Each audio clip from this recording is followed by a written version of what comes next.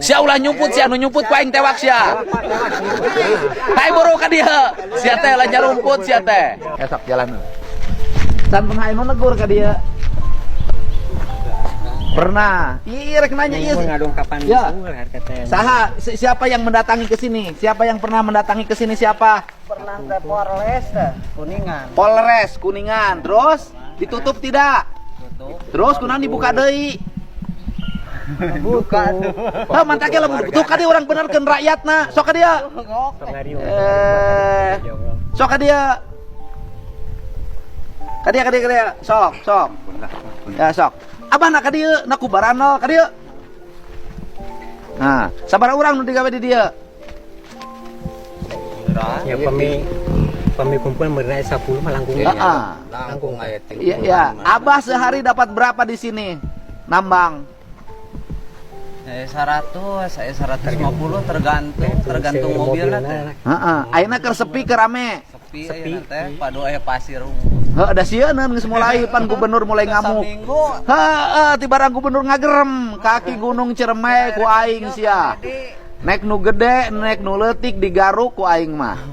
Urang mah teu urusan, teu rakyat leutik, teu jelema gede ngalangar tindak. Da ieu mah kewajiban gubernur. Ai gubernur kikieuan jeung saha? Lamun mikirkeun diri sorangan jangan naon kikieuan aing mah gaji geus cukup lah. Kan kita ieu lamun musibah abah apal nu di parung gede anu jatuh di gunung gede kuda Apa? saha akhirna ngabiayaan Pak Gubernur. heuh ai nu boga gunungna anu nambang gunungna mere biaya henteu. Tah ayeuna ya saya ngasih solusi, mulai besok harus berhenti, nggak boleh dibuka lagi kalau nggak dipidana. Pidananya pidana lingkungan, ya. Saya ngasih solusi nih sekapana ini rakyat kecil. Ngasih solusi sok, Abah mau nggak alih kerja jadi penanam pohon di kaki Gunung Ciremai, daerah Gunul di Plakan mempeng hujan. Masa pekerja. Ya hari ini terus ditutup ya itu aya sana Ya pasti ditutup. Kewajiban gubernur lain guru. Siap, sok. Ayeuna ngaranna saha wae? Sahana wae. Sok ka dieu Abah ka dieu. Arek digawe moal isukan sia. Ieu astagfirullahaladzim Gusti. Diminap kah ieu payanya? Hah? Sakit lampingnya di gamelan ya. Oh. Edan Abah. Kira-kira ya bisa ya anak buah Anoman ya. Ya bisa ya, data ngaranna saha wae sok. Data aya medai. Data aya KTP na teu? Ya teu aya. Pokona geus beungeut geus wawuh kabeh. Ieu lurah nyahoun kabeh nya. Terang banget. Lurahnya apaleun kabeh beungeut ieu kabeh. Ieu teh warga pada Beunghar. Ieu mah lamun kieu mah lain pada Beunghar, pada Cilaka. Bapak ngaran saha? Arman. Urang pada Beunghar. Ini namanya siapa? Soleman, Pak. Ini Nasir. Ini Purba. Aduh zaman Purba geus dieu. Bagian naon sia Purba? Bagian kita Kontrol we abdi mah, Pak. Kore. Ini siapa? Jambi. Nah, Jambi di dieu. jadi itu nak keur etan kitu jadi pindah. Keur naon sia teh di dituna Jambi teh. Ampun teuing. Sabaraha urang ieu? Nu di dieu geus sabaraha urang ieu? Anu aya wungkul. Heeh. Sabaraha urang? 4. Sia ulah nyumput sia anu nyumput ku aing tewak sia. Hai boro ka dieu. Sia teh lah nyarumput sia teh.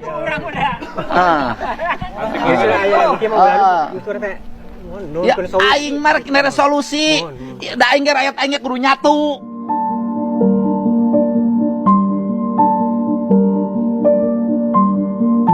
Keren banget.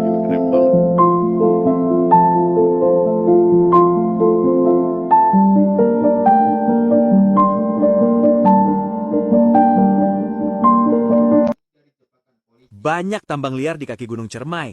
Kang Dedi marah besar.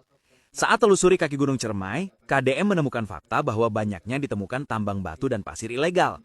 Tentu saja hal ini membuat KDM marah, sampai tidak bisa berkata apa-apa, dan hanya bisa banyak menyebut nama Tuhan.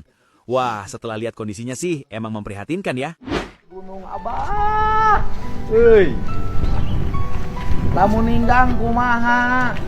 Kurang kayaknya jadi. Aing mah Gusti. Aduh.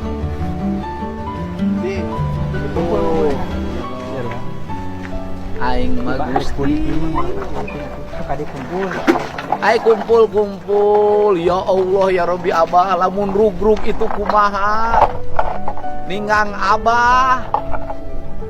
Menang asuransi. Hah? Aya keneh lain hiji wae. Di belah mana deui? Oh, aya. Jalannya jalan mana?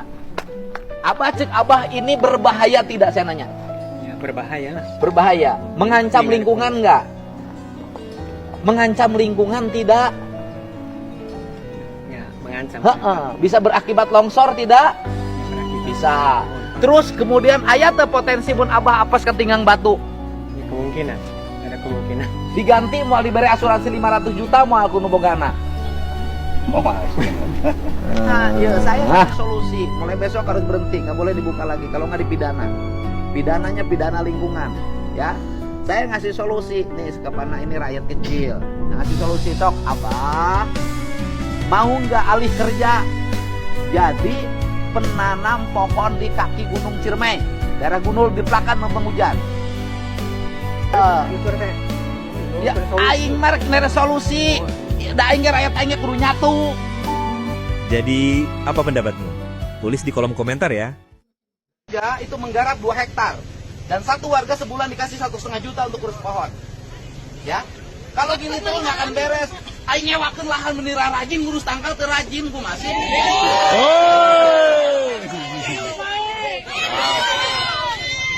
Ya. Enggak Pak, jangan cerita ke saya lah Pak, yang gini-gini saya udah tahu Pak. Administrasi gini buat paparan di ruang gubernur, saya nggak nyaho. Pan saya mah tukang ngeloyong ke hanap. Kita perbaiki mental kita yang buruk ini, kita perbaiki. Loh saya dukung, tapi konsisten TNGC-nya, ya.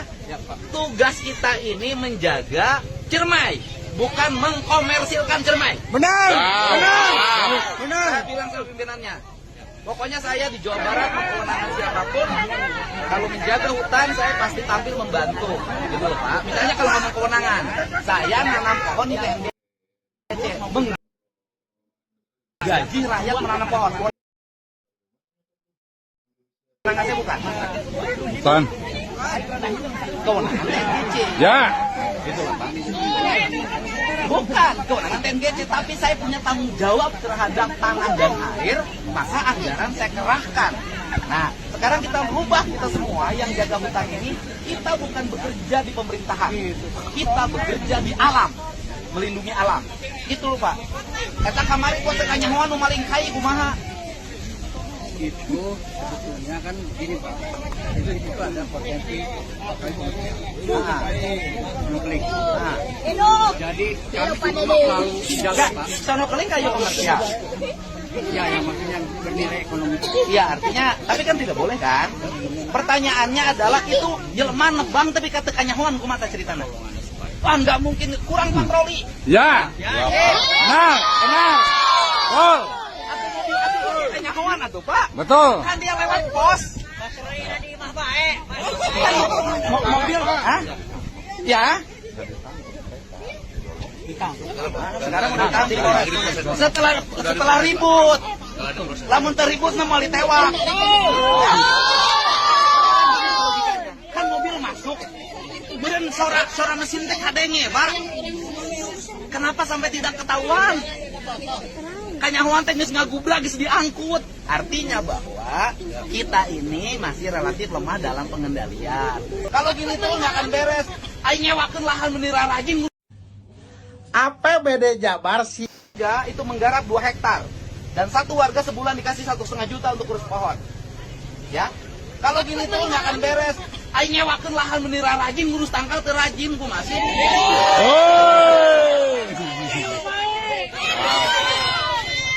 Ya.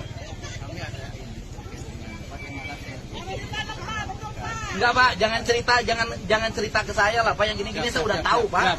Administrasi gini buat paparan di ruang gubernur, saya nges nyaho. Kan saya mah tukang meloyong ke hanap. Kita perbaiki mental kita yang buruk ini, kita perbaiki. Loh saya dukung, tapi konsisten TNGC-nya, ya. Tugas kita ini menjaga Ciremai, bukan mengkomersilkan Ciremai. Benar. Saya bilang sama pimpinannya, pokoknya saya di Jawa Barat kewenangan siapapun, kalau menjaga hutan saya pasti tampil membantu, gitu loh Pak. Misalnya kalau ngomong kewenangan, saya nanam pohon di TNGC, menggaji rakyat menanam pohon, kewenangan saya bukan. Bukan. Kewenangan TNGC. Ya. Gitu loh Pak. Bukan kewenangan TNGC, tapi saya punya tanggung jawab terhadap tanah dan air, maka anggaran saya kerahkan. Nah, sekarang kita rubah, kita semua yang jaga hutan ini, kita bukan bekerja di pemerintahan, kita bekerja di alam, melindungi alam. Gitu loh Pak. Kata kamari kuat sekanya mau nu maling kai kumaha. Itu sebetulnya kan gini Pak, itu ada potensi nuklik. Jadi kami selalu jaga Pak. Sonokeling kayu komersial. Ya, yang maksudnya bernilai ekonomi. Iya, artinya, tapi kan tidak boleh kan? Pertanyaannya adalah itu jelema nebang tapi kata kanyahoan kumaha ceritana. Wah, nggak mungkin, kurang patroli. Ya. Benar. Gol. Kanyahoan atuh, Pak. Betul. Kan dia lewat pos. Mobil, hah? Ya. Sekarang udah tahu setelah ribut. Lamun terribut mau ditewak. Kan mobil masuk. Beren sora mesin teh kadenge, Pak. Kenapa sampai tidak ketahuan? Kanyahoan teh geus ngagubrak geus diangkut. Artinya bahwa kita ini masih relatif lemah dalam pengendalian. Posnya tidak berfungsi. Bila perlu nanti saya Pemprov Jabar ikut membantu menambah jumlah petugas untuk mengawasi. Punten rada galak urusan leuweung mah imah. Benar. Tapi orang dia geus ya sarua wae. Tuh, siap. Teu aparatna teu rakyatna sarwana. Kembali ke aparat, Pak. Aparatnya lu benar. Anu nambang kunaon diarantap. Udah, pekerjaan. Kita ini berada pada fase kebobrokan, ya kan? Baik yang ngurus maupun rakyatna sarwana kalakuanna. Mantake kudu anu hideng. Da aing rada hideng saeutik mereka. Nah, benar. Gitunya. Sementara sok apa kalian di Pak Sekda nanti saya udah ke Pak Kades, itu warga yang nambang nanti menjadi petugas penanam. Selama saya mimpin 4 tahun saya pohonnya besar saya gaji. Siap, Pak. Ya. Gitu. Soalnya melakukan TNGC itu jadi. Ya, beres. Kebudayaan nggak Pak? Misalnya kalau ngomong kewenangan, saya nanam pohon di TNGC menggaji rakyat. Kewenangan TNGC. Sederhana tapi penuh makna, Deddy Mulyadi mendapatkan kehormatan dari warga Batak. Dalam situasi pasca bencana yang membuat warga Sumatera kehilangan segalanya, KDM datang memberikan sedikit bantuan untuk bisa membantu meringankan. Banyak tambang liar di kaki Gunung Ciremai, Kang Deddy marah besar. Saat telusuri kaki Gunung Ciremai, KDM menemukan fakta bahwa banyaknya ditemukan tambang batu dan pasir ilegal. Tentu saja hal ini membuat KDM marah, sampai tidak bisa berkata apa-apa dan hanya bisa banyak menyebut nama Tuhan. Wah, setelah lihat kondisinya sih emang memprihatinkan ya. Gunung Abah. Euy. Lamun ninggang kumaha? Kurang kayaknya jadi. Aing mah Gusti. Aduh.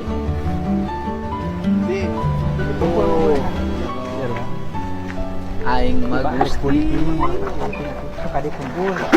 Ai kumpul. Ya Allah ya Rabbi Abah, lamun rugrug itu kumaha? Ninggang Abah. Menang asuransi. Hah? Aya keneh lain hiji wae. Di belah mana deui? Oh, aya. Jalannya jalan mana? Abah cek Abah ini berbahaya tidak saya nanya? Ya, berbahaya. Berbahaya. Mengancam lingkungan enggak? Mengancam lingkungan tidak? Ya, mengancam. Bisa berakibat longsor tidak? Bisa. Terus kemudian ayat potensi pun abah apes ketinggang batu. Ya, kemungkinan, ada kemungkinan. Diganti mau diberi asuransi 500 juta mau aku nubogana.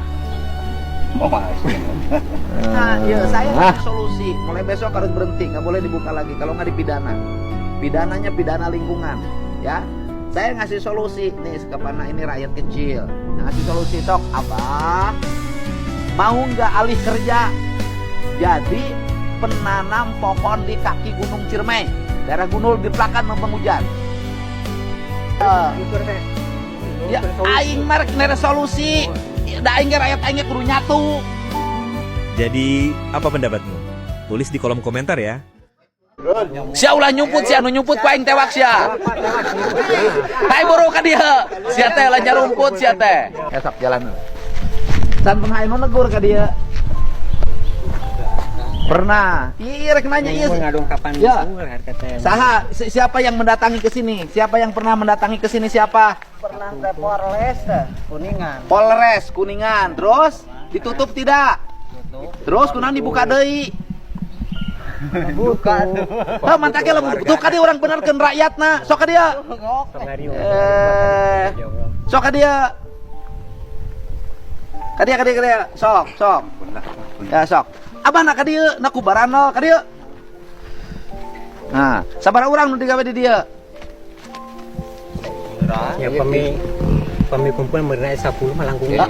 Langkung ayat Iya. Abah sehari dapat berapa di sini?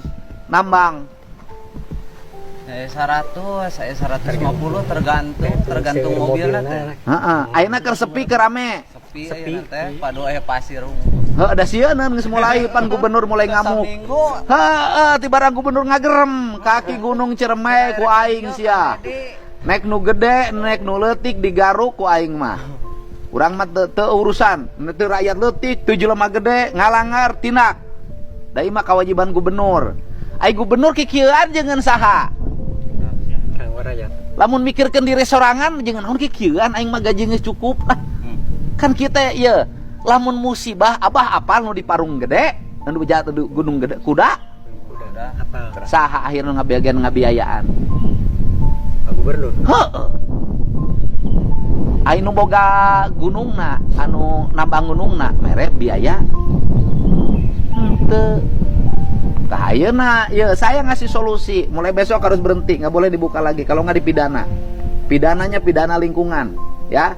Saya ngasih solusi nih kepada ini rakyat kecil. Ngasih solusi sok, abah mau nggak alih kerja jadi penanam pohon di kaki Gunung Ciremai, daerah Gunul di Plakan Lembang Hujan. Masih apa kerja? nyariin terus ditutup ya itu aya sana Ya pasti ditutup. Kewajiban gubernur lain gubernur. Siap, sok. Ayeuna ngaranna saha wae? Sahana wae. Sok ka dieu abah ka dieu. Arek digawe moal isukan sia. Ieu astagfirullahaladzim Gusti. Di minap kah ieu payanya? Hah? Sakit lampingnya di gamelan ieu. Oh. Edan abah. Kira-kira ya bisa ya anak buah Anoman ya. Ya bisa ya, data ngaranna saha wae sok. Ah, data aya medai. Data aya KTP na teu? Ya teu aya. Pokona geus beungeut geus wawuh kabeh. Ieu lurah nyahoun kabeh nya. Terang lah. Heeh, lurahnya apaleun kabeh beungeut ieu kabeh. Ieu teh warga pada Beunghar. Ieu mah lamun kieu mah lain pada Beunghar, pada Cilaka. Heeh, Bapak ngaran saha? Arman. Urang pada Beunghar. Ini namanya siapa? Soleman, Pak. Ini Nasir. Ini Purba. Aduh, zaman Purba geus dieu. Bagian naon sia Purba? Bagian kita Kontrol we abdi mah, Pak. Kore. Ini siapa? Jambi. Nah, Jambi di dieu. Jadi itu nak keur etan kitu jadi pindah. Keur naon sia teh di dituna Jambi teh. Ampun, teuing. Sabaraha urang ieu?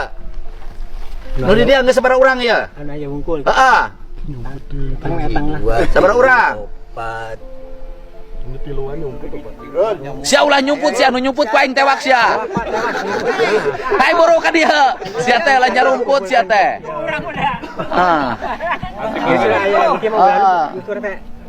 Ya aing mah rek resolusi. Da aing ge rakyat aing ge kudu nyatu.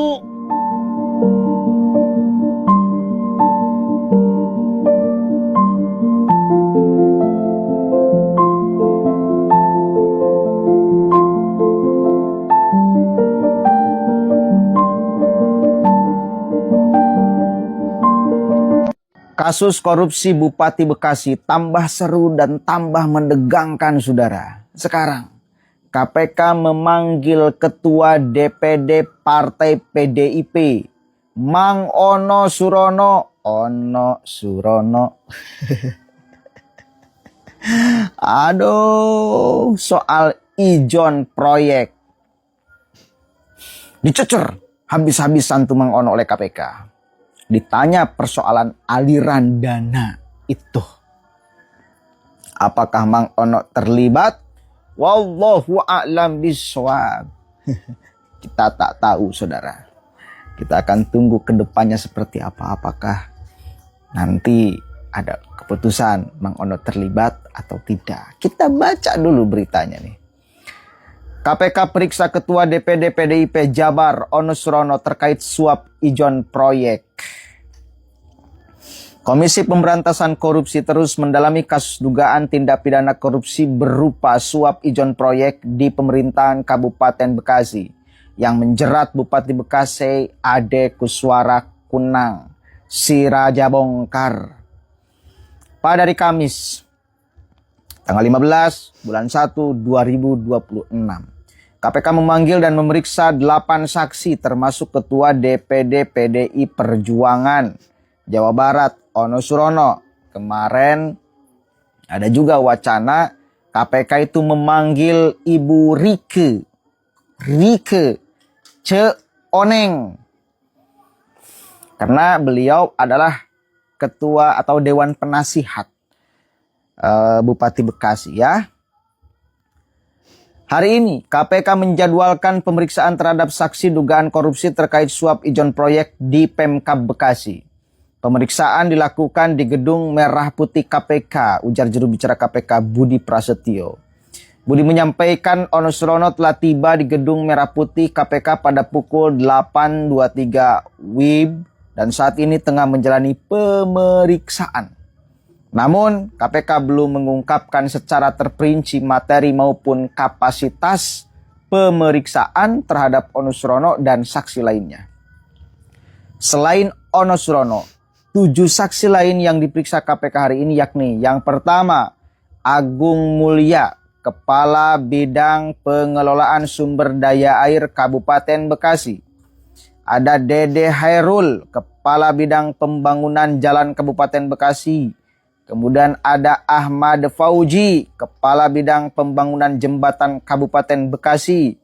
Lalu ada Teni Intani, Kepala Bidang Bina Konstruksi Kabupaten Bekasi. Lalu ada Agung Jatmika, PPK Sumber Daya Air Kabupaten Bekasi. Kemudian ada Hasri, PPK Pembangunan Jalan Kabupaten Bekasi. Lalu ada Tulus, PPK Pembangunan Jembatan Kabupaten Bekasi.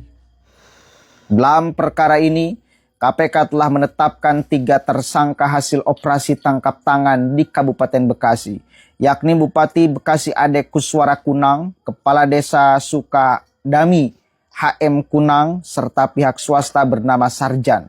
KPK mengungkapkan ketiga tersangka diduga terlibat dalam praktek suap ijon proyek, yaitu memberikan uang oleh pihak swasta sebelum proyek ditetapkan atau dilelang secara resmi.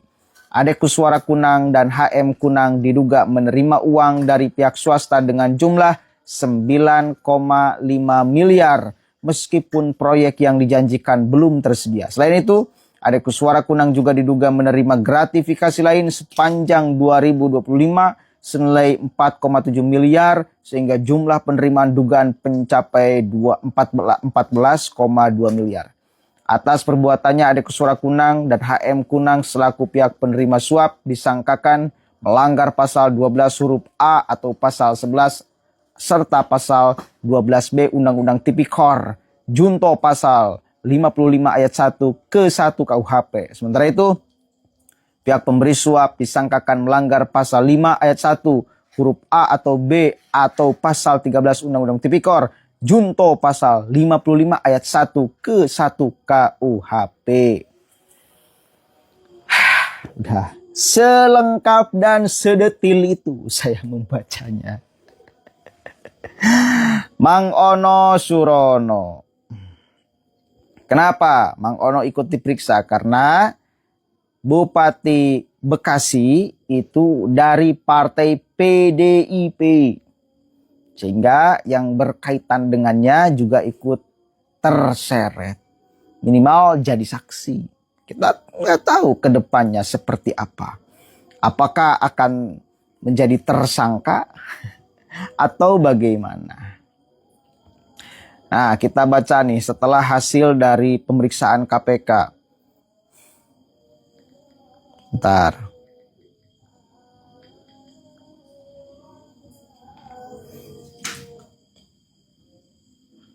Apa yang ditanya oleh KPK? KPK menanya, diperiksa KPK Ono Surono, PDIP ngaku ditanya aliran uang kasus Ade Kuswara. Jadi ditanya soal aliran uangnya. Kita baca sedikit nih. KPK telah memeriksa Ketua DPD PDIP Jawa Barat, Ono Surono, sebagai saksi kasus suap Bupati Bekasi nonaktif Ade Kuswara Kunang. Ono mengaku ditanya soal aliran uang dalam kasus ini. Ya, ada beberapa hal yang ditanyakan. Ya, soal aliran uang, kata Ono. Setelah diperiksa di gedung KPK. Selain itu, Ono mengaku ditanyai soal jabatannya sebagai Ketua DPD PDIP Jabar. Ada sekitar 15 pertanyaan yang ditanyakan penyidik KPK. Sekitar 15-an pertanyaan lah. Ya, seputar terkait dengan tugas-tugas di partai. Ucapnya. Jadi, itu. Kenapa Mang Ono dipanggil? Karena sebagai Ketua DPD PDIP Jawa Barat. Ikut gak menikmati Mang Ono? Atau mengetahui gak Mang Ono? Allahu alam. Kita gak tahu. Rike Dia Pitaloka, Ceoneng juga sama kan. Akan dipanggil oleh KPK. Kasus korupsi Bupati Bekasi. Tapi yang jelas siapapun aja yang bermain-main dengan uang yang seharusnya maksimal dikasih untuk kepentingan masyarakat. Lalu ini dinikmati oleh perorangan, dinikmati oleh satu kelompok, dinikmati oleh satu organisasi, dinikmati misalnya oleh satu partai, dinikmati misalnya oleh satu kubu, maka masyarakat akan mencatat itu. Hati-hati ya. Hati-hati. Siapapun aja yang terlibat, sikat. KPK, ya, siapapun aja yang terlibat, sikat. Kota Bandung, wali kotanya belum ada tuh dipanggil sebagai saksi. Padahal wakilnya sudah jadi tersangka. Kasus korupsi lagi sama. Padahal yang paling bertanggung jawab atas kasus korupsi yang menimpa wakil wali kota Bandung, itu ya wali kotanya. Melihat dari materi korupsinya, itu kewenangan powerfulnya saya kira ada di wali kota. Tapi belum ada tuh wali kota Bandung itu diperiksa. Belum ada wali kota Bandung itu ditanya sebagai saksi, dipanggil. Desakan sudah muncul dari mana-mana untuk supaya wali kota Bandung itu dipanggil Mang Farhan. Ya, berbagai elemen masyarakat juga sudah mendesak. Ada berbagai aksi dari mahasiswa juga untuk supaya bersikap adil, jangan tebang pilih. Ya, kalau memang ngait Kak wali kota Bandung, sikat juga sama dong. Kenapa? Karena di sana ada satu grup ketua DPD Nasdem kalau nggak salah. Lalu kemudian ada Mang Farhan, kemudian ada Mang Erwin wali kota, kemudian wakil wali kota, Ketua DPD Partai Nasdem. 2 orang sudah jadi tersangka. Ketua DPD Partai Nasdem dan satu lagi siapa, Erwin, wakil wali kota. Ini wali kotanya, padahal satu grup. Menyebut Wakil Presiden Gibran Rakabuming Raka ngantukan, anak komika Panji Pragiwaksono justru jadi sasaran bullying di media sosial. Aksi bullying ini pertama kali dilakukan oleh akun X @susisusanti pada 9 Januari 2026. Pantesan aja berani body shaming, anaknya Panji gantengnya kemana-mana, tulis Susi dalam cuitannya. Dalam tweet itu Susi nampilin 2 foto Panji di atas dan foto anak laki-lakinya Wadila Dipo Wongsoyudo di bagian bawah. Pada unggahan itu Susi menuliskan keterangan anak Panji disertai emotikon tertawa. Wadila Dipo Wongsoyudo diketahui berusia 18 tahun dengan rambut panjang atau gondrong dan tubuh yang cukup berisi. Unggahan tersebut langsung memicu reaksi warganet X yang ikut mengomentari fisik Dipo. Ya ampun, kayak nggak pernah sisiran, tulis salah satu netizen. Jauh sama Jan Etes, komentar netizen lain. Buah jatuh tidak jauh dari pohonnya, sama-sama hancur, timpa warganet lain. Anak lu kok modelnya kayak gitu weh, woi mau gua compare nggak sama anaknya Gibran, tulis komentar lainnya. Bahkan ada netizen yang nulis komentar ekstrim, anak lu kelainan ya. Tidak sedikit pula yang beranggapan aksi bullying itu pantas diterima sebagai bentuk karma. Melihat serangan yang menyasar anaknya, istri Panji Pragiwaksono, Gamila Arif pun marah. Halo, akun bernama Susi Susanti. Perhatikan, ini himbauan kedua saya untuk delete postingan. Tulis Gamila pada 10 Januari 2026. Delete postingan anak-anak saya atau saya lapor polisi dan Komisi Perlindungan Anak. Anda telah melanggar hukum, lanjut Gamila. Gamila menyebut sebelumnya ia sudah memberikan peringatan tapi nggak direspon. Dalam unggahan lain, Gamila mengatakan dirinya terbiasa menerima kebencian, tapi ia menegaskan tidak bisa mentoleransi serangan terhadap anak.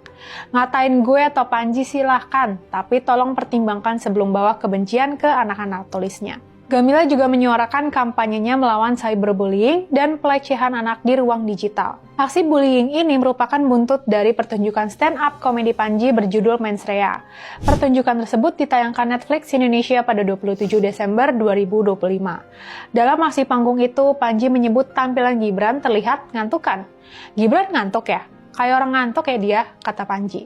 Kontroversi akibat materi komedi Panji bukan kali pertama terjadi. Panji sebelumnya juga dituduh menghina upacara Rambu Solo dalam materi yang dibawakan pada 2013. Materi tersebut kembali viral pada awal November 2025. Rambu Solo itu upacara pemakaman adat Toraja.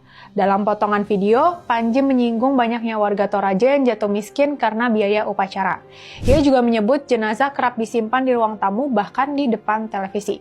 Kalau untuk keluarganya sih biasa aja ya. Tapi kalau ada tamu kan bingung, nonton TV berasa horor, kata Panji. Candaan tersebut dianggap menghina dan tidak menghormati tradisi masyarakat Toraja.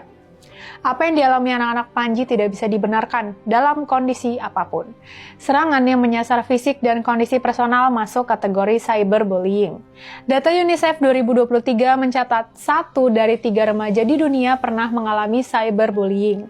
Dampaknya meliputi kecemasan, depresi, gangguan tidur, dan penurunan kepercayaan diri. Kasus ini menunjukkan normalisasi balas dendam sosial di ruang digital. Anak dijadikan sasaran serangan atas tindakan orang dewasa. Menurut KPAI, anak tidak boleh dijadikan objek hukuman sosial karena anak adalah subjek yang harus dilindungi. Di sisi lain, kasus ini menjadi pengingat batas kebebasan berekspresi. Kebebasan berekspresi tidak lepas dari konsekuensi sosial. Kritik yang sehat berfokus pada kebijakan, bukan fisik. Serangan personal merusak kualitas diskursus publik. Data OECD menunjukkan kualitas demokrasi menurun saat kritik berubah menjadi ejekan personal. Cyberbullying terhadap anak harus dihentikan. Figur publik perlu lebih bijak memilih sasaran kritik. Komedi tetap bisa tajam tanpa melukai martabat manusia. Dan bullying dalam bentuk apapun tidak bisa dibenarkan. Yuk berkomedi dengan bijak dan stop bullying.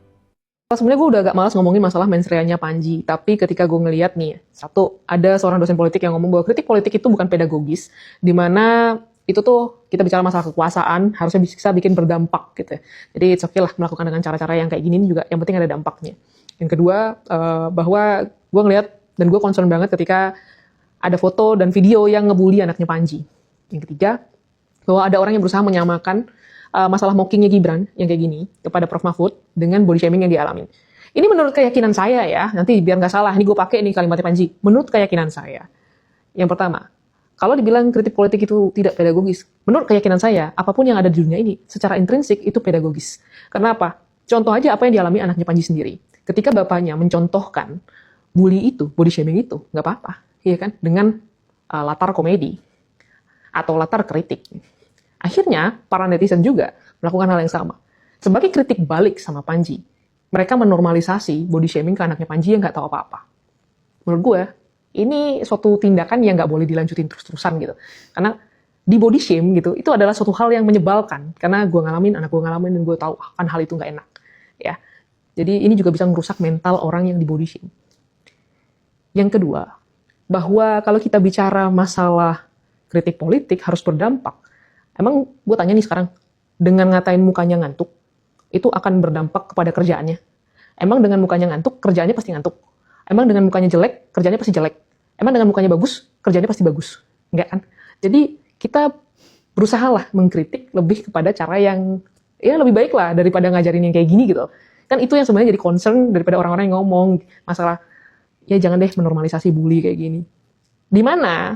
Apakah artinya orang yang ngomong jangan menormalisasi bully mengabaikan semua kritik yang disampaikan sama Panji? Enggak. Bahkan gue bilang, kritiknya Panji banyak benernya. Yang harus didengarkan oleh pemerintah saat ini, tapi apakah itu 100% benar? Enggak juga. Itu kan ada subjektivitas dari Panji juga. Ya balik lagi, sekarang gimana aja kita mau menyaring informasi yang masuk ke kita dan menanggapi itu. Karena balik lagi, secara intrinsik semuanya pedagogis. Mau diniatkan atau tidak, setiap kegiatan kita akan jadi ruang belajar dan mengajar. Yang masalah mocking nih, yang masalah mocking. Apa yang dilakukan Gibran itu namanya public shaming. Apakah mengejek? Iya. Menghina? Katakanlah iya. Karena mengejek lawan debatnya pada saat tersebut. Bahwa mana sih lu gua tanyain pertanyaan gak nyambung jawabannya kayak gini.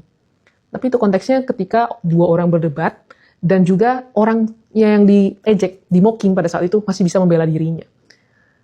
Yang mana apa yang terjadi sama Gibran ataukah anaknya Panji itu adalah body shaming di saat mereka nggak ada dan itu disampaikan secara publik, mereka nggak bisa bela dirinya. Dan satu ya, kalau misalnya bicara mocking itu kan akibat daripada Prof. Mahfud pada saat itu tidak bisa menjawab apa yang disampaikan atau dipertanyakan oleh Gibran. Kalau yang ini body shaming, mereka kan nggak bisa ngapa-ngapain nih tentang fisiknya mereka. Ya udah Tuhan kasih gue fisik begini, ya mau kayak mana lagi istilahnya gitu. Jadi ya nggak apple to apple kalau misalnya mau membandingkan. Ya intinya begini aja sih. Kritik itu silahkan, tapi kalau memang kita mau membuat ruang daripada sosial ini baik gitu dan bisa berdampak baik dan berdampak bukan hanya pada 1-2 orang, bisa juga menjadi sebuah ruang pedagogis bagi semua. Ya lebih baik. Ya, apa yang kita sampaikan, kita jaga. Apa yang kita sampaikan, kita sesuaikan dengan adab dan etika orang timur lah. Kalau misalnya kalian selalu ngomong kayak gitu. Gue cuma pakai itu aja sih, balik.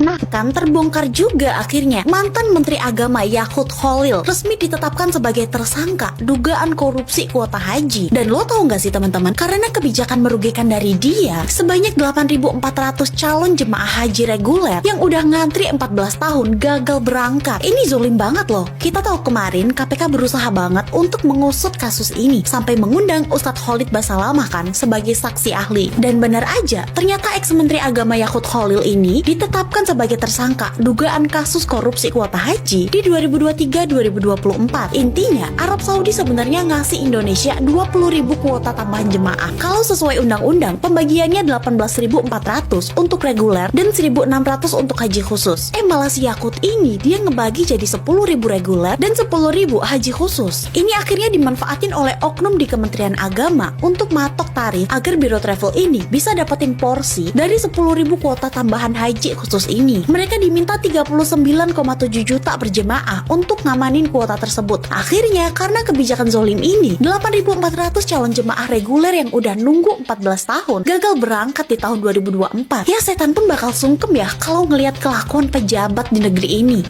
Lucu nih baca komen-komennya netizen ya di kasusnya Panji Pragiwaksono ya, yang kemarin mensreanya itu materinya sempet trending ya. Kemarin trending di jejaring live streaming Netflix dan ini sepertinya semakin bergejolak ya. Dan sekarang netizen itu berbalik menyerang keluarga dari Pandji Pragiwaksono nih. Aku baca komen-komennya lucu sih. Tapi coba kita lebih berpikir jernih ya terkait dengan kasus ini ya. Jadi kemarin di Mensrea, Pandji Pragiwaksono memang sempat melakukan kritik ke Wapres Gibran, tetapi kritiknya itu mungkin ada sebagian yang bukan masalah visi misi kinerja, tetapi lebih ke fisik ya. Memang itu terlihat jelas, dan akhirnya kemudian sekarang netizen berbalik menyerang secara fisik juga terhadap keluarga dari Pandji Pragiwaksono. Ada istri, ada 2 anaknya, dan komen-komenannya kayak yang di belakang itu ya. Dan pertanyaannya, apakah tebar tuai itu juga berlaku di sini ya? Kalau secara sosial tentu bisa dipahami publik bakalan emosinya meletup dan akan membalas seperti itu. Tetapi secara hukum tentu ini juga nggak bisa dibenarkan. Karena kalau Pandji menghina Wapres, maka yang bertanggung jawab tentu Pandji itu sendiri. Jadi ketika menyerang fisik keluarga yang tidak terlibat, ini secara hukum tetap dikatakan salah ya. Di hukum sendiri tidak mengenal yang namanya balas dendam ya. Yang dilihat adalah siapa yang berbuat, kemudian siapa korbannya. Ya, kritik tentu boleh saja ya, tetapi tentunya kritik itu sebaiknya ya jangan kritik secara fisik ya. Itu namanya bullying, karena ya sekarang kan lagi gede-gedenya semangatnya untuk kita mencegah bullying di lingkungan kita, di masyarakat kita, di anak-anak kita. Tapi sepertinya kita kayak ditontonkan lagi, ditunjukkan lagi sebuah metode bullying yang ini dikonsumsi secara publik, secara luas, yang dibalut dengan istilah komedi ya. Kalau itu menurut saya sebenarnya kurang pas juga sih.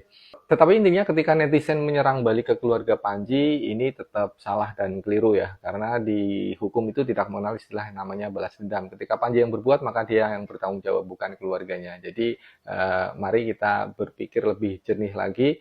Dan ya semoga ini nggak berlarut-larut dan nggak menimbulkan sebuah pandangan baru, persepsi baru tentang kebebasan kita berpendapat terkait dengan mengkritik seseorang dengan melakukan pembulian secara fisik ya. Semoga ini nggak terjadi. Bagaimana pendapat kalian? Tulis saja di kolom komentar. Assalamualaikum, ini ya saya minta tolong sama yang punya dapur MBG. Kalau masih mau bekerja sama dengan baik, saya sudah puas sabar sama kamu orang ya. Dari 3 minggu kamu orang tidak beroperasional, kompensasi buat SD kami tidak ada, tanggapan kamu orang pun tidak ada. Kamu orang pemberhentian satu pihak. Nah hari ini apa anggapan kamu orang? Ngasih tempe busuk, ngasih anggur busuk, ini bukan binatang. Ini anak sekolah. Kalau murid kami keracunan, apa kamu mau tanggung jawab? Tolong temuin saya sama yang punya MBG. Ya, ini penghinaan buat kami. Dana anggaran ini dari pemerintah, dari Bapak Presiden Prabowo. Ini saya lanjutin sampai ke beliau. Jangan dikira saya nggak bisa nyampe sama dia. Ya, udah kebiasaan. Kadang jeruk busuk, kadang salak busuk. Ini anggur makanan hewan, makan sama kamu orang. Makanya cari pekerja itu yang betul-betul profesional. Kalau memang nggak bisa bekerja, ganti pekerja. Jangan masukin barang busuk kayak gini. Ini bukan makanan manusia. Saya minta tolong pertanggungjawaban kamu orang yang punya dapur MBG. Temuin saya. Terima kasih. Tadinya gue pikir si Timothy Ronald ini ternyata ada lagi temennya gitu kan, yang lebih parah lagi, halusinasinya terlalu tinggi. Udah ya, gue udah jelasin ke kalian semuanya. Orang yang bener-bener real orang kaya itu adalah dilihat dari SPT tahunannya. SPT tahunannya berapa, terus itu wealth generation, family business, turun-temurun, generasi, bapak mamanya, buyut-buyutnya, itu kerjanya apa. Pernah nggak mereka show up sama family mereka yang rich? Nggak pernah. Kalau misalnya mobil, itu bisa disewa, dirental, itu semuanya bisa semuanya. Apartemen, luxury, itu bisa disewa. Mereka tuh cuman kayak, apa ya dibilang, influencer kripto ini, itu digaji 30-20 per bulan untuk mendapatkan keuntungan, nanti mereka dapat komisi. Bos besarnya siapa? Kita nggak pernah tahu, gue juga nggak pernah tahu siapa pemilik kripto yang sebenarnya, karena nggak ada perusahaannya. Di nomor pakon ya teman-teman. Assalamualaikum. Wah ini dari mana nih? Come from? Melbourne, Australia. Australia. Wah luar biasa. Australia. Hello guys. Can you speak Indonesia? Can you speak Indonesia? No. No. speak. Oh yeah. Look a little bit. Can you speak Indonesia? like not only the basics, but From Australia. yeah, I'm from Australia. Oh, Both iya. are from Australia. Siap. Oh. Family, it's family. Family. Family. Yeah, that's my 2 sisters. And that's my mother. Oke, iya. Ini dari Australia. How do you feel, place? This place like lovely. Like Oh, yeah. the people here. I have no words to say. Oke. People are very nice. Yeah, friendly. Very nice ya. Yeah, respectful. And yeah. Oke, thank you. Thank you guys. Saya ingatkan, mulai kasih tahu adik-adik, kasih tahu orang tua untuk mempersiapkan keadaan darurat dadakan selama 7 hari. Bagaimana bertahan selama 7 hari? Mulai dari ketika listrik mati, ATM nggak bisa jalan, listrik mati, AC mati, kulkas juga mati, berarti bahan makanan busuk, malam tidak ada lampu, air bersih tidak ada karena tergantung kepada jet pump dan sebagainya, atau PDAM. Mulai pikirkan dari sekarang sebelum didadak, karena nanti akan terjadi panik, publik, dan di situ orang akan muncul sifat egonya, mempertahankan untuk menyelamatkan dirinya masing-masing. Jadi mulai sekarang persiapkan itu sebelum didadak, ya, jangan terlena dengan senyum-senyum manis mereka-mereka yang ada di televisi, ya, yang memberikan dongeng-dongeng palsu. Tetapi persiapkan, tidak ada, don't trust anyone, tidak ada yang kita bisa percaya kecuali dirimu dan keluargamu dan Tuhan yang kau percaya. Karena di beberapa negara himbauan itu sudah ada. Di Belanda tuh dibanding manual Pak? Iya, bukan di Belanda saja, di Jerman juga ada yang dipublish, atau ada yang disampaikan oleh netizen, atau ada yang belum. Kita nggak usah peduli dan nggak usah tanya kapan. Kalau nanya kapan itu bukan krisis, itu bukan darurat. Justru di dadak ini yang buat mereka lucu gitu, karena nonton ya, mungkin pakai drone, pada panik itu. Nah, karena orang psikopat bener yang kayak gitu. Kalau ini terbukti anakmu, jangan menghindar dan jangan kabur. Andres yang kita bicarakan ini Andres yang mana? Andres Adelio. Public figure? Aktor ya. Pasti? Iya, pertama kali kenal itu sebenarnya di sosial media. Karena dulu aku tuh live streamer. Di TikTok. Terus dia masuk ke live aku, ya say hi lah segala macam. Awalnya aku nggak kenal ini siapa gitu. Terus lama-lama dia DM terus. Terus akhirnya ya udah deh aku bales gitu. Dari situ baru dia selalu minta pertemuan gitu. Cuman karena belum sempat setelah berapa bulan baru ada pertemuan. Terus kemudian akhirnya apa yang bikin kamu tertarik mau ketemu setelah dia beberapa kali coba? Karena itu dia selalu mencoba, selalu usaha untuk terus-terusan aja ketemu. Terus aku pikir siapa sih ini orang gitu. Akhirnya aku penasaran, ya udah aku temuin aja. Akhirnya ketemuan pacaran atau beberapa waktu kemudian baru pacaran atau gimana? Ada pertemuan, beberapa kali pertemuan baru menjalin hubungan lah. Siapa yang nembak duluan? Sebetulnya kita nggak ada tembak-tembakan yang mau jadi pacar gue nggak gitu, nggak. Kita menjalani pacaran gitu. Oh, menjalani hubungan kayak orang pacaran gitu. Tapi status itu nggak jelas. Tanpa bermaksud merendahkan orang-orang yang ramah ya. Cuman gue takut sama orang-orang yang ya ampun cantik banget, apa kabar kamu gitu. Aku tuh takut sama orang-orang palsu seperti itu gitu. Jadi aku merasa di New York pada, minggir lu, bangsat gitu. Gue lebih suka orang terang-terangan gitu. Kayaknya di New York lebih banyak yang kayak gitu. Lebih cuek lah gitu ya? Lebih apa? Oh, jadi begini. Oke. Hei, istri Panji bangsat. Dasar muka cantik kagak ya. Otak sama busuknya kayak Panji, kayak suami kamu tuh ya. Emang kamu siapa? Kemarin suami kamu ngebully Gibran ya. Sekarang banyak netizen yang ngebully anak kamu, ngebully kamu, kamunya nggak terima. Dasar bangsat, goblok. Gitu ya Mbak ya. Ya bukan bermaksud apa-apa ya Mbak. Saya cuman menyesuaikan apa keinginan Mbak. Karena Mbak kan takut ya dibilang cantik. Ya emang gak cantik juga sih. Mbak takut dibilang baik. Ya padahal juga gak baik ya. Ya seperti itu ya. Pantas sih Mbak kalau Mbak hidup di Amerika dan sangat enggan dengan orang yang ramah kayak orang Indonesia. Ya pantas gitu. Kan anak lu dibawa-bawa, makanya jangan bawa-bawa anak presiden. Gue tuh baru sadar kemarin gara-gara ada berita yang mengatakan bahwa Gamila akan ngelaporin yang menghina anak-anak. Terus gue ngeliat kolom komentarnya, gue baru sadar bahwa alasan kenapa anak gue dibawa-bawa sama mereka adalah karena mereka nggak suka gue ngebecandain anak presiden. Jadi di kolom komentar tulisannya, gak suka kan lu anak lu dibawa-bawa, makanya jangan bawa-bawa anak presiden. Terus gue ketawa bacanya karena kan anak presiden bukan anak-anak. Gimana sih? Gibran tuh manusia dewasa. Kok bisa sama mereka dianggap anak-anak? Kan merendahkan Pak Gibran jatuhnya. Kalau anak-anak gue mah masih anak-anak. Beda gitu, yang satu nyela orang dewasa, yang memang anaknya Pak Jokowi, tapi yang satu... Ask President Prabowo of Indonesia. Indonesia has always walked a fine line, has always, as you mentioned in your speech, been a non-aligned state.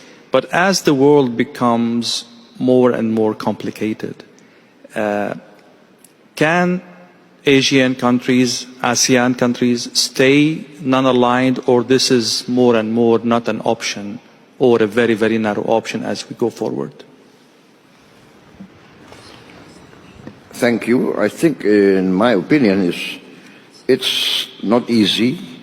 But it's a line that we are determined to maintain. As I said, we respect all the great powers, we respect our neighbors, and we really believe that the only way for prosperity is collaboration, cooperation, and peaceful coexistence. And this is what we try to achieve. So we want to maintain good relations, and we try to convince all parties that the only way forward in this planet is getting smaller. We cannot afford rivalry that is going nowhere. That can only especially if it goes into confrontation. So, no, I'm convinced that we have to maintain this path of non-alignment. Mr. President, you were shaking your head when we were exchanging this question. What are your thoughts on, bringing adversaries to the table? Does it require is defeat a prerequisite for dialogue, or we can, bypass this phase and go to dialogue? And there are so many crises in the world that cannot afford a victorious Well, I have to say here that Nelson Mandela is one of my greatest icons, my greatest hero. I think it's an inspiration. He was put in prison for many years. He was sentenced to death, threatened to be sentenced to death, accused of many things. And his famous statement was that he was willing to give his life for the principle of freedom. But the greatness of Nelson Mandela, when he got out of prison, he worked for reconciliation with his former enemies. So this is the greatness of Nelson Mandela, and this I try also to carry out in my domestic politics. I reconciled with many of my former opponents. For instance, we had a very long rebellion, separatist rebellion in Aceh, very long. I think more than nearly 30 years. But can you imagine that the former commander of the Aceh Liberation Army, fighting against us for 25 years more, now he joined my party. He's in my political party. And he's now governor of Aceh, and I'm president of Indonesia. This shows that former enemies can come together. And I think this is the lesson of Nelson Mandela. I want to say I was a former soldier. And as a former soldier, I really know the value of peace and reconciliation. As a former soldier, I always try, now, even before, I always try to negotiate. Negotiate. Better to talk than to kill each other. This is my position. Always talk, always negotiate. Thank you, Mr. President. I would later go back to some aspects of your answer, mainly about the nuclear aspect of what's happening. But I'd like to go back to the other participants. Indonesia, Bahrain, and South Africa are three countries actively deepening relationship with Russia. From what I understood, this conflict, unfortunately, and I hope I'm wrong, might go for long. How are you planning to mitigate the fallout of this conflict in terms of secondary sanctions, in terms of political reputation in the world, in terms of pressure coming from your other allies? This is a very, very complicated situation. You don't want to be in any way, but that's reality. I will start with you, Mr. President.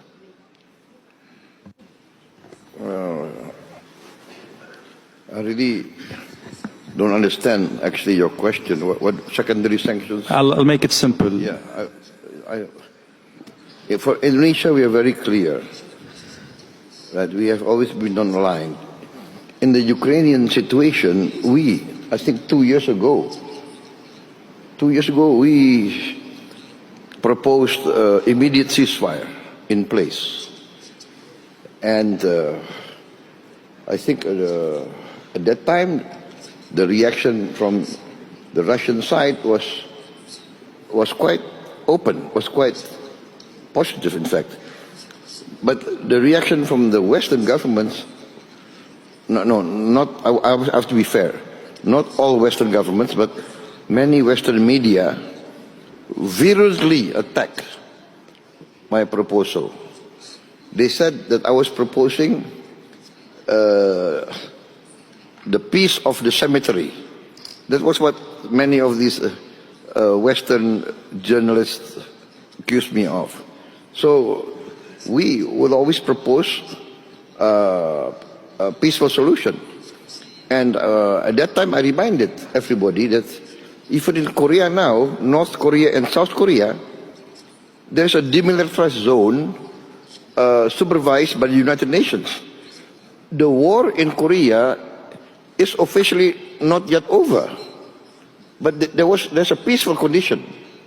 So that was what we proposed, like to save the people of Ukraine on all sides, people of the Russian-speaking areas, just to save them. A secession in place. That was we are far from the place, but we want to promote a peaceful solution. So I don't understand who's going to give sanctions to us. Pakar mengatakan pelaporan terhadap Panji Pragiwaksono itu lebay atau berlebihan, Pak, karena materi yang disampaikan dalam komedian gitu. Kemudian kalau polisi memproses hukum ini dinilai akan mengancam aspirasi kesenian lain. Bagaimana tanggapannya? Terima kasih, Pak. Satu lagi, Pak, maaf. Udah cukup. Pak, yang soal di Warakas itu anaknya kan satu kritis, kondisi saat ini seperti apa? Makasih, Pak. Baik, tolong diingatkan tadi kalau ini banyak soalnya ya. Pertama terkait dengan Kalibata ya. Baru 2 kami amankan dan masih kami kembangkan. Kemudian yang kedua tadi permohonan RJ ya. Ya, permohonan RJ kami penyidik menunggu dari kedua belah pihak untuk permohonan RJ-nya, dan kami akan fasilitasi sebagaimana kitab undang-undang hukum pidana maupun KUHP kita nanti sebagaimana pilihan RJ-nya dari para pihak tersebut. Kemudian yang ketiga tadi apa? Kenapa?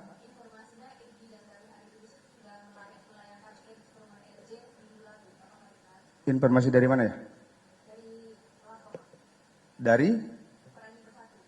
Oh, masih dalam proses RJ-nya ya? Ya. Kemudian yang berikutnya tadi masalah pendapat. Oh ya, sudah kami limpahkan untuk 3 tersangka yang sebelumnya. Kemudian yang berikutnya tadi yang masalah pendapat ya, Polri memproses. Jadi kami menerima laporan, tentunya semua orang boleh berpendapat. Namun demikian pelapor juga memiliki hak untuk menyampaikan apabila ada dugaan pidana dalam satu peristiwa hukum tersebut, dan kami coba menggali karena itu menjadi kewajiban kami juga untuk menerima setiap laporan polisi yang disampaikan oleh masyarakat. Kemudian sehubungan dengan upaya tadi yang disampaikan, ada yang berpendapat bahwa ini adalah kebebasan berekspresi atau ada ancaman kebebasan berekspresi atau dunia seni. Kawan-kawan sekalian, tentunya kita juga tetap harus menjaga ada ruang etika juga di ruang publik yang harus kita pedomani juga, yang harus kita ikuti juga. Nah, ini juga tetap kami mintakan keterangan dari para ahli, apakah yang dimaksud dengan kebebasan berekspresi itu kaitannya dengan etika dan norma kaidah yang diatur dalam undang-undang kita. Kemudian apakah produk seni itu atau hasil dari kegiatan yang dianggap sebagai sebuah produk seni, ini juga bagaimana dengan hubungannya kaidah, etika, dan norma di ruang publik, sehingga kebebasan dan seni yang berkembang kita bisa jaga kebebasan dan perkembangannya, namun juga keberadaban juga kita jaga untuk kedamaian dan untuk persatuan bangsa kita. Saya kira itu ya. Jelas ya Mbak Yona ya. Untuk Warakas, saya pribadi hanya melihat sebagian-sebagian saja, tapi ada satu yang ingin saya kritisi juga, yaitu ketika materi Panji menyangkut soal fisik, ketika bicara soal wapres, ya. Nah, saya datang dari keluarga yang orang tua saya dua-duanya punya keterbatasan fisik, jadi saya sensitif kalau soal body shaming ya. Tapi lagi-lagi ini soal etika. Bodoh amat, Gibran 2029 mau 2029 kek, mau 2030 kek. Emang gue pikirin, yang jelas satu hal, Gibran adalah kader pecatan dari PDI Perjuangan. Ih, memalukan, kasihan deh lu. Malam ini saya mendapat tugas didampingi oleh Panglima TNI, Kapolri, Menteri Dalam Negeri, dan juga Kepala Badan Intelijen Negara, serta para 3 Kepala Staf Angkatan, Kepala Staf Angkatan Darat, Kepala Staf Angkatan Laut, dan juga Kepala Staf Angkatan Udara. Teman-teman sekalian, saudara-saudara, sebangsa dan setanah air, saya mendapat tugas dari Bapak Presiden untuk menyampaikan beberapa hal yang menjadi hasil dari sidang paripurna Kabinet Merah Putih. Panji, otak, lu dengerin ya, lu buka kuping lu lebar-lebar, ya. Nih, lu dengerin, jangan mentang-mentang lu artis, lu bisa ngomong seenaknya, ya. Kita nih, orang Jawa Barat, ya, nggak bakalan silau sama keartisan lu, ya. Lagian kita orang Jawa Barat, ya, nggak makan dari keartisan lu, ya, nggak numpang hidup dari keartisan lu. Dengar, lu kalau mau ngelawak aja, ya kan? Oh, lu jadi artis udah nggak laku ya, makanya lu senggol-senggol orang. Oh, pansos, ya kan? Mobil dinas yang dibawa dan digunakan oleh Anies Baswedan sewaktu menjadi Gubernur Jakarta adalah merek Toyota Land Cruiser dan Lexus LX 570 dengan nomor polisi B1 DKI. Ketika Anies Baswedan pensiun, habis masa jabatannya, mobil dinas merek Toyota Land Cruiser dan Lexus LX 570 itu pun raib, lenyap entah kemana hingga sekarang. Sungguh sangat memalukan penghilangan kedua mobil mewah milik aset Pemprov Jakarta. Mas Anies. Dele KDM Gusia warga Jawa Barat tahun 2002 genep masih kena aya warga anu telayak kuni. Lihat seperti ini keadaan rumahnya. Ya, saya sungguh memprihatinkan dengan keadaan rumah seperti ini ya. Keadaannya sudah mau roboh. Tuh, lihat. Nih, lihat kawan, seperti inilah. Ya, keadaan rumahnya sungguh sangat memprihatinkan. Kita tidak berbincang-bincang sama yang punya di dalam. Karena kita melihat kondisi rumahnya, ya sedikit takut lah, sedikit nyeri, karena bentuknya udah gak layak huni lah, udah miring mau roboh. Jadi kita berbincang-bincang sama yang punya di sini aja Pak ya. Iya. Nah, saya mau bertanya, misalkan keseharian seperti apa? Seharian macul Pak. Oh, macul. Iya. Misalkan dengan upah 50.000 per hari. Oh, 50.000 per hari. Iya. Itu pun juga nggak cukup berarti ya. Apalagi buat membangun rumah. Iya.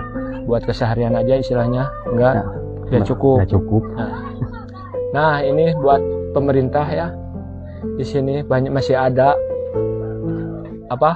saudara-saudara kita yang masih membutuhkan bantuan dari pemerintah, mau pemerintah pusat, mau pemerintah kabupaten, maupun pemerintah setempat. Tolonglah perhatikan orang-orang yang seperti ini. Ya, saya melihat sendiri ke lapangan, sungguh sangat memprihatinkan. Gue mau menjelaskan peran dari mantan Menteri Agama Yakut Khalil Qomas dalam kasus korupsi kuota haji. Untuk menegaskan bahwa ini memang jahat, bukan maladministrasi atau kriminalisasi kayak Tom Lembong atau Ira Puspadewi.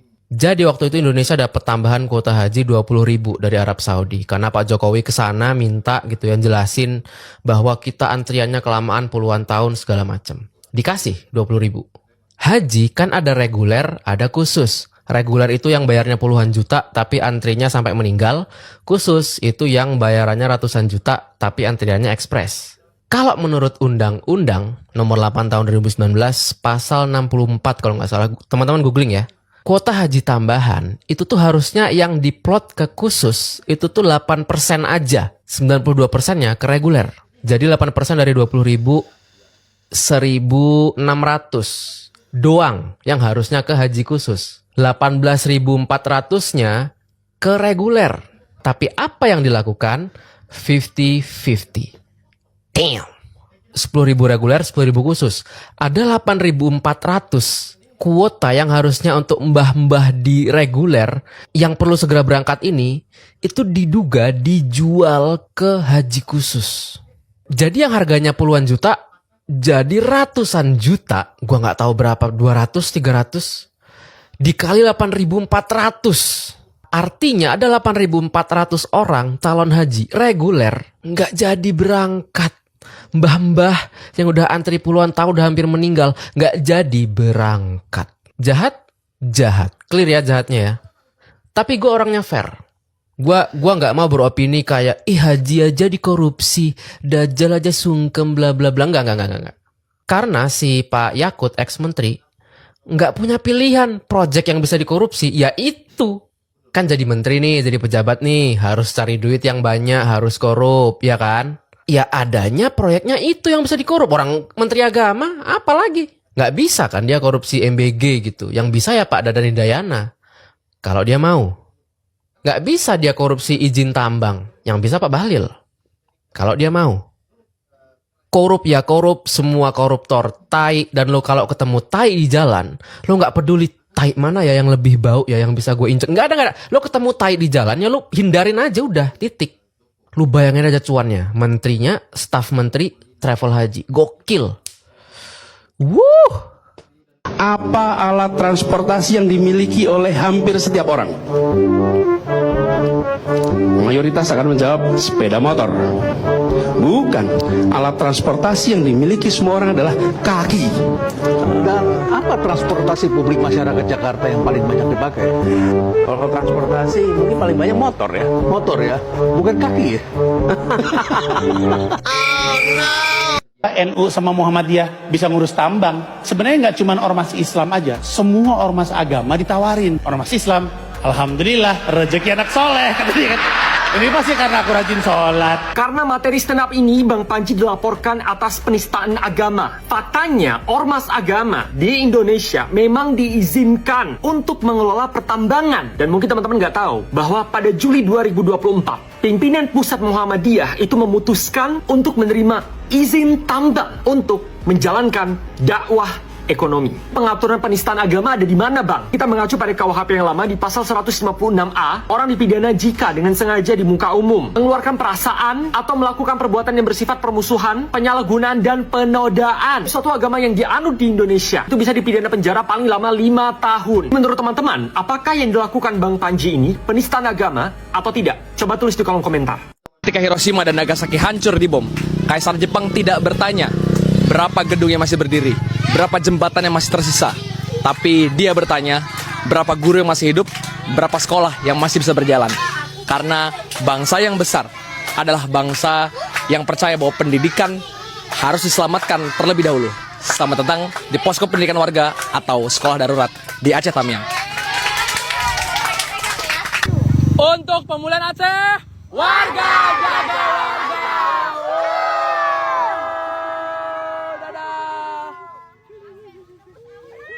UNESCO dan UNICEF menyebutkan bahwa pendidikan pasca pemulihan bencana itu bukan hanya soal pembangunan fisik, tapi juga perlu memperhatikan stabilitas emosional dan juga sosial daripada anak itu sendiri. Bencana barangkali bisa merenggut rumah, buku, rutinitas, tapi menurut Save the Children dan juga International Journal and Educational Development mengatakan bahwa anak yang segera kembali belajar akan mempercepat pemulihan psikologis daripada mereka itu sendiri. Maka jangan jadikan sekolah dan pendidikan itu hanya bangunan fisik dan juga gedung, tapi sebagai ruang kembali pengaturan anak, tempat aman mereka untuk bercita-cita, mengembangkan dirinya, dan mengekspresikan perasaan-perasaan yang terpendam dalam diri mereka sendiri. Sambil menunggu sekolah formal terjadi, 1 bulan itu kami banyak bikin kegiatan. Bersama Kompas USU, Gerakan Mengajar Desa, kita mencoba untuk memberikan ruang anak-anak untuk tumbuh kembali. Karena pada akhirnya mereka semangat banget buat belajar. Bayangin, kita mulai sekolah jam 10 pagi, jam setengah 9 mereka udah datang, udah nanya, kapan Kak bukanya? Ini menunjukkan bahwa banjir boleh merenggut rumah, tapi tidak pernah merenggut semangat dan juga cita-cita mereka semua. Sekarang mencari persoalan lain, yakni penebangan pohon di Monas. 190 pohon hilang gara-gara keinginan Anda untuk menyelenggarakan Formula E di Monas. Orang bilang naif sekali kalau seorang Anies Baswedan tidak tahu bahwa itu cagar budaya. 190 pohon kenapa Anda tebang? Waktu itu kan Formula E rencana akan digunakan di Monas. Nah, kita ingin menjaga supaya batu-batu Monas itu tidak dicabut. Caranya dipasangi karpet, terus di atas karpetnya dipasang aspal. Mas Anies. Jangan karena ambisi pribadi kita menyesatkan rakyat, kita menghasut rakyat. Kita ini bukan anak kecil, Mas Anies. Ya. Gelombang relokasi PHK itu diakibatkan faktor bukan upah. Satu, kenapa Tangerang Raya dan Bodetabek dia relokasi ke daerah lain? Karena harga sewa tanahnya mahal. Jadi bukan upah. Penyebab pertama saya tanya pada pengusaha, harga sewanya mahal nih Bang, harga airnya mahal, harga boilernya mahal, pajaknya mahal. Jadi itu. Jadi apa yang diperbaiki? Regulasi pertanahan, regulasi perpajakan, regulasi cukai, supaya tidak terjadi relokasi. Jadi kalau masih mahal ya nggak bisa dihindari. Guys, coba dengerin tuh. Korupsi di Konoha terkenal sampai ke Italia, jadi bahan stand up di sana. Lanjut. Kemarin ada satu lagi wartawan luar yang menguak tentang korupsi di Konoha, yang itu loh Nasdim.